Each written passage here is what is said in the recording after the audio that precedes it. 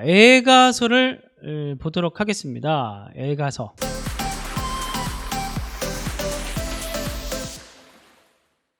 자, 이제 남유다 멸망과 관련된 예언서는 이제 애가, 그리고 곧 살펴보게 될 오바댜까지 마지막입니다.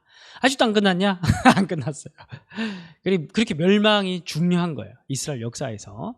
원래 잘 되는 것보다 망하는 게 더 깨닫는 게 많습니다. 그렇지 않습니까? 저 같아도 좀 그렇던데, 망한 건 계속 기억이 나고 내 삶에 굉장히 중요한 지표가 되더라고요. 그래서 참 망하는 것도 좀 필요한 것 같아요. 그렇죠? 자, 이스라엘이 이제 망했는데, 그냥 여러분, 근데 애가서는 되게 뭐랄까요? 말 자체로 그냥 슬픈 노래, 애가 슬픈 노래예요. 슬픈 노래. 그러니까 뭐 이런 거죠. 되게 책도 짧은데, 저도 이제 목회를 하다 보니까 장례식을 많이 갑니다. 뭐 결혼식도 많이 가고, 주례도 많이 하고, 또 장례 인도도 많이 했는데, 진짜 근데 이제는 좀 주례는 저는 이렇게 뭐 하면 뭐 아주 그냥 좋아하죠. 아주 재밌게 주례를 하거든요. 그래서 그리고 쉽게 합니다. 쉽게 하고, 뭐 준비도 별로 안 해요. 가가지고 그냥 원래 하던 대로 하면 되니까. 그 장례는 아직도 어렵습니다. 아직도 어려워요. 그 장례는 뭐 설교도 설교고, 그리고 참 이제 장례 분위기도 너무 케바케잖아요. 바르고. 늘 느끼는 건데, 장례식을 가면 이렇게 무슨 말을 어떻게 해야 될지 늘 좀 그렇습니다. 이제 장례식에 가서 사실 말을 잘못하면 위로한답시고 한 말이 사실 실례를 저지를 수도 있고, 죽음이라는 것은 이제 이미 나와는 완전히 다른 것으로 간 거니까 이제 아무리 한들 살아 돌아올 수 없잖아요. 그죠? 그냥 끝난 거예요. 그러니까 이제 그런 상황에서 할 얘기가 없는 거예요. 오히려 잘못 얘기하면은 그냥 신뢰만 하고 할 얘기가 없는, 그게 애가입니다. 제가 너무 잘 설명한 것 같은데, 그게 애가예요, 애가.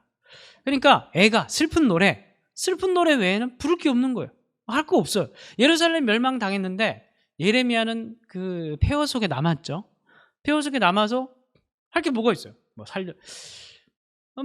슬픈 노래 외에는 부를 게 없는 그런 장례식과 같은 상황. 그리고 가장 중요한 건 지금까지 우리의 구원자이셨던 하나님이 지금은 심판자이신 거예요. 그러니까 우리는 구원을 요청할 데가 없는 거죠. 이해가 되십니까? 구원자이셨던 하나님이 심판자이시니까 이제 요청할 데가 없는 거예요. 그래서 그런 상황에서 무엇을 하는가? 이제 우리도 어떻게 보면은 그런 죄로 인한 징계 이런 걸 받을 수도 있잖아요. 그럴 때 우리는 어떻게 해야 되는가? 그런 걸 좀 생각해 볼 수 있는 그런 책이죠. 근데 여러분, 애가서는 예언서로 분류가 되어 있지만 사실은 성문서입니다. 성문서. 유대인 전통에서 성문서라는 건 절기 때마다 부르는 책 중에 하나예요. 오순절에 룻기서를 읽고, 6월절에 아가, 초막절에 전도서, 부림절에 에스더서를 읽는데, 그런데 예레미야 애가서는 성전 파괴일, 이스라엘 백성들은 이 예루살렘 성전의 망한 기억을 영원토록 기억하고 싶었던 거예요.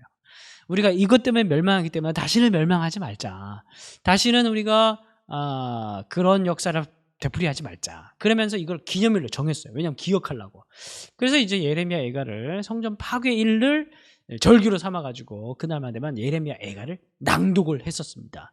근데 예레미야 애가가 총 5개의 노래로 되어 있습니다. 5개 시죠, 시. 기가 막힙니다. 보십시오.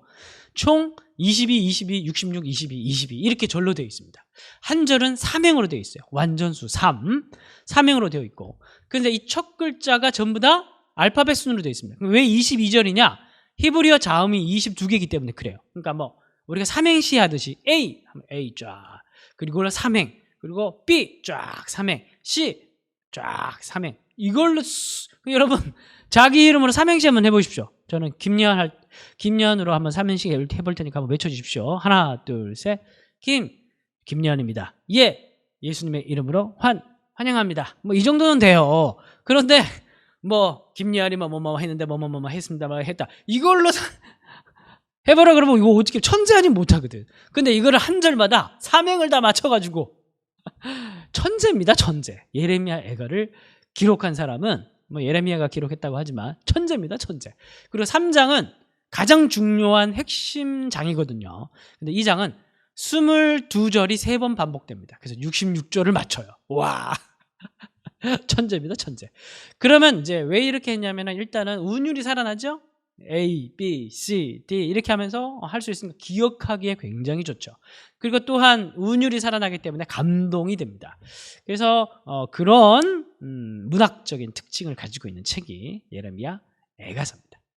자, 그래서 내용은 1장에서는 사라진 시온의 영광, 이전에 그렇게 우리가 아름다웠는데 지금은 이 모양 이 꼴이 되었구나. 2장에서는 그 상황들을 바라보면서 우리가 어찌할꼬 그렇게 호소하고 3장이 중요한데, 그래서 그런 상황인데 우리가 할 수 있는 건 뭐냐, 할 수 있는 건 뭐냐. 여러분 생각해 보세요.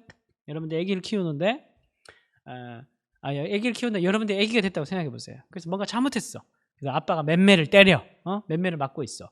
그럼 여러분 맴매 맞는다고 집 나가고 가출해버리면 됩니까? 아니죠. 맴매를 맞으면 이제 어떻게 돼요? 도망가는 가출하는 게 아니라 또 아빠 품속으로 파고들어야 되는 겁니다. 그리고 기다려야 되는 거죠. 아빠 잘못했어. 다시는 안 그럴게. 그러면서 아빠 품속으로 더 파고들고 그리고 기다려야 되는 거죠. 아빠의 뭐가 풀릴 때까지, 화가 풀릴 때까지. 그런 거예요. 애가라는 거는. 하나님의 3장에는 하나님 성품을 얘기해요. 하나님은 긍휼하시고 인자하시고 그러면서 그래서 우리가 잠잠히 기다리는 것이 옳도다. 그러면서 기다릴 것을 노래합니다. 그리고 4장에서는 더 끔찍한 상황을 얘기를 하고 5장에서는 이제 마지막으로 강구합니다.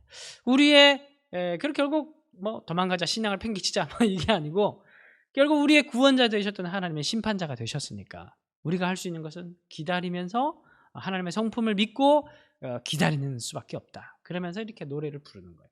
그래서 애가서는 그런 의미에서 우리가 죄를 짓고 하나님께 징계를 받는 상황에서 우리가 무엇을 할 거냐, 그런 것들을 좀 생각하게 만드는 그런 책입니다.